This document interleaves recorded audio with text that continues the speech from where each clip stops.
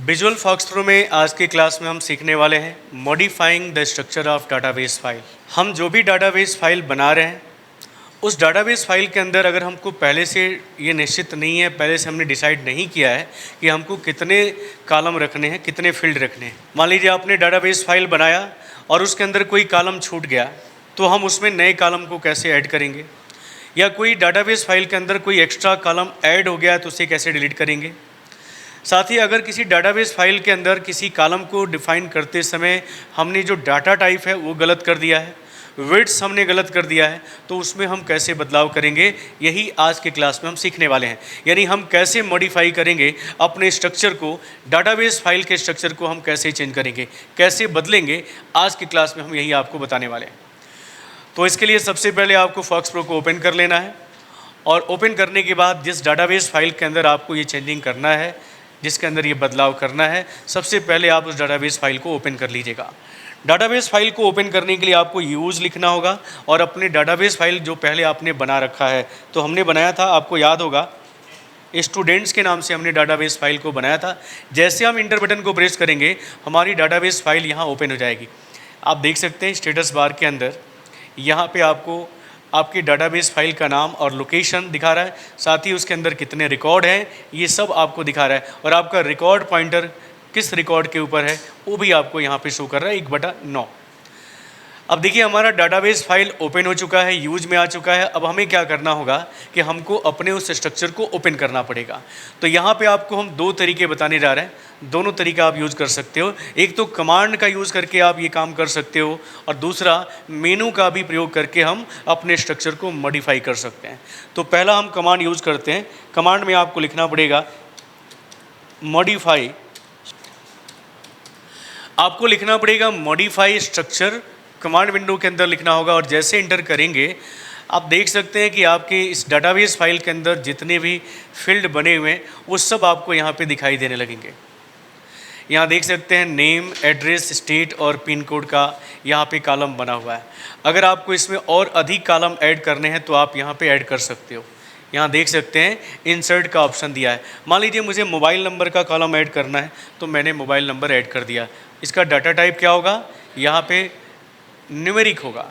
यहाँ पे maximum width size आप यहाँ पे 10 रख दिए। इसी तरह आपको अगर ईमेल का भी कॉलम ऐड करना है तो आप यहाँ पे ईमेल का भी कॉलम ऐड कर सकते हो। कैरेक्टर टाइप आपको यहाँ पे चूज़ करना होगा, क्योंकि जहाँ पे डाटा कैरेक्टर के रूप में इनपुट होगा वहाँ पे कैरेक्टर टाइप रखेंगे। यहाँ पे हमने विड्थ लिया। अब इतना करने के बाद देख सकते हैं कि यहाँ डिलीट का भी ऑप्शन दिया। अभी हम डिलीट भी आपको दिखाते हैं। फिलहाल हम इतना डाटाबेस फाइल के अंदर ये 2 कॉलम ऐड किए हैं, यहाँ हम ओके करते हैं। यहाँ देखिए मेक श्योर चेंजेस परमानेंट, आप यहाँ पे यस करिएगा। अब आपके डाटाबेस फाइल के अंदर वो 2 कॉलम ऐड हो चुके हैं। अब देखिएगा ये तो पहला तरीका था कि आप अपने डाटाबेस के स्ट्रक्चर को आप कमांड से ओपन कर सकते हो। दूसरा तरीका क्या है, दूसरा तरीका आपको व्यू मेनू के अंदर जाना पड़ेगा, और व्यू मेनू के अंदर आप यहाँ देख सकते हैं टेबल डिज़ाइनर का विकल्प दिया है। आप जैसे इस पर क्लिक करेंगे सेम वही विकल्प टेबल डिज़ाइनर का खुल के आ जाएगा। अब देखिएगा अगर इस कॉलम को मुझे डिलीट करना है तो हम यहाँ से डिलीट पे क्लिक करके हम उसे डिलीट कर सकते हैं। अगर किसी कॉलम का मान लीजिए कि डाटा टाइप गलत हो गया है, मान लीजिए मुझे कैरेक्टर रखना था या न्यूमेरिक रखना था या फ्लोट रखना था, और हम गलती से हम किसी अन्य डाटा टाइप को सिलेक्ट कर लिए हैं, तो वो आप यहाँ पे बदल सकते हो। साथ ही अगर किसी का विड्थ कम हो गया है, मान लीजिए कि हमको स्टेट थोड़ा और बढ़ाना चाहिए था, तो हम यहाँ से बढ़ा सकते हैं। तो आप यहाँ देख पा रहे हैं कि हम डिलीट भी कर ले रहे हैं, और हमको अगर नया कॉलम इंसर्ट करना है, मान लीजिए हमें स्टेट के बाद हमें एक नया कॉलम ऐड करना है, तो हम उस कॉलम पे रहेंगे और जैसे इंसर्ट पे क्लिक करेंगे आप देख सकते हैं कि ये कॉलम हमें मिल गया है। लेकिन ये कॉलम क्या हो रहा है, ऊपर की तरफ, यानी जिस कॉलम पे हम थे उसके ऊपर की तरफ आपको एक न्यू फील्ड यहाँ पे मिल गया है। और मान लीजिए मुझे यहाँ पे मोबाइल नंबर लिखना था, तो हम यहाँ पे मोबाइल नंबर को लिख देंगे। डाटा टाइप को यहाँ पे हम न्यूमेरिक रखेंगे, और यहाँ पे हम मैक्सिमम साइज़ मोबाइल नंबर के, मान लीजिए आप कंट्री कोड के साथ लिखना चाहते हो तो +91 अगर लिखना चाहते हो तो आपको यहाँ पे 12 डिजिट के नंबर आपको लेने होंगे। अगर प्लस भी लगाना चाहते हो तो आपको यहाँ पे 13 लेना पड़ेगा। 10 आपके नंबर होंगे, 2 आपके कंट्री कोड होते हैं, और प्लस साइन के साथ आप इसको यूज़ करोगे।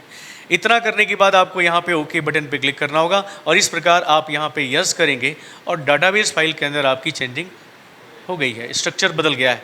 अब आप देखना चाहते हो तो लिस्ट से भी यूज़ कर सकते हो, और आप चाहते हो कि हम रिकॉर्ड को ऐड भी कर लें तो आप यहाँ पे ब्राउज कमांड का यूज़ करेंगे।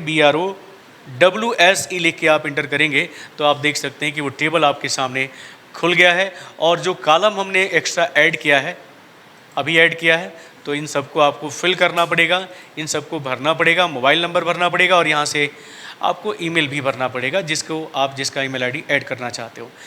तो हम किसी एक का हम ऐड कर लेते हैं। देखिएगा यहाँ पे हमने अजय का मोबाइल नंबर, ऐसे नॉर्मली हम कोई नंबर डाल देते हैं। यहाँ देखिएगा ऐसे कुछ नंबर हमने टाइप कर दिया। ईमेल भी लिखना चाहते हो तो आप ऐसे ही ईमेल को ही टाइप कर दीजिएगा, जैसे मैंने यहाँ लिखा अजय 1234@gmail याहू मेल, जो भी आपका मेल आईडी है आप। अब देखिए यहाँ पे वेट्स आपका कम है जिसकी वजह से आपको ये लिखने नहीं दे रहा है। तो आपको फिर से देखिए ये कमी है कि अगर आप डाटाबेस फाइल बनाते समय ऐसी गलती होगी, देखिए वो क्या कर रहा है, आपको यहाँ भेज दे रहा है। तो आपको क्या करना होगा, आपको अपने स्ट्रक्चर के अंदर फिर से मॉडिफाई करना पड़ेगा। आप व्यू के अंदर जाएं, टेबल डिजाइनर पे जाइए। यहाँ पे आप ईमेल आईडी का जो आपने कॉलम यहाँ पे लिया है, फील्ड लिया है, विड्स लिया है, इसको आपको बढ़ाना पड़ेगा।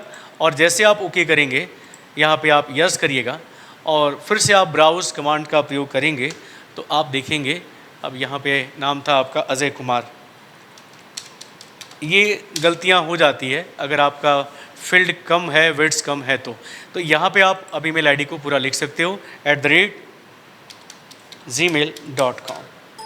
अब फिर देखिए फिर गलती हो रही है, अभी कम है तो आप यहाँ पे व्यू के अंदर जाके मैक्सिमम आप यहाँ पे क्या करेंगे, ईमेल आईडी के लिए आप 25 कर दीजिए, इसमें सब आ जाएगा। यही चीज़ें आपको समझनी है कि आप देख सकते हो कि जैसे ही अगर किसी फील्ड का विड्स अगर कम होगा वो क्या करता है, ओवरराइट करने लगता है, दूसरे फील्ड के अंदर लिखने लगता है। तो अब ब्राउज़ करके आप देख सकते हो, पहले तो अजय कुमार, और यहाँ पे आप ईमेल आईडी को आप सही कर सकते हो। अब यहाँ पे आप लिख सकते हो AJEY1234@gmail.com। यहाँ से आप इसकी साइज़ को भी यहाँ से भी आप बड़ा और छोटा कर सकते हो। तो ऐसे हम किसी भी डाटाबेस के अंदर डाटाबेस का जो स्ट्रक्चर है उसको हम चेंज कर सकते हैं, किसी फील्ड को ऐड कर सकते हैं, या कोई एक्स्ट्रा फील्ड बन गया है तो उसे हम डिलीट भी कर सकते हैं। तो आपने सीखा कि आपको अपने डाटाबेस के अंदर कोई बदलाव करना है, उसके स्ट्रक्चर को बदलना है, या टेबल जो हमने बना रखा है उसके फील्ड या कॉलम को हमें चेंज करना है, तो हम कैसे करेंगे।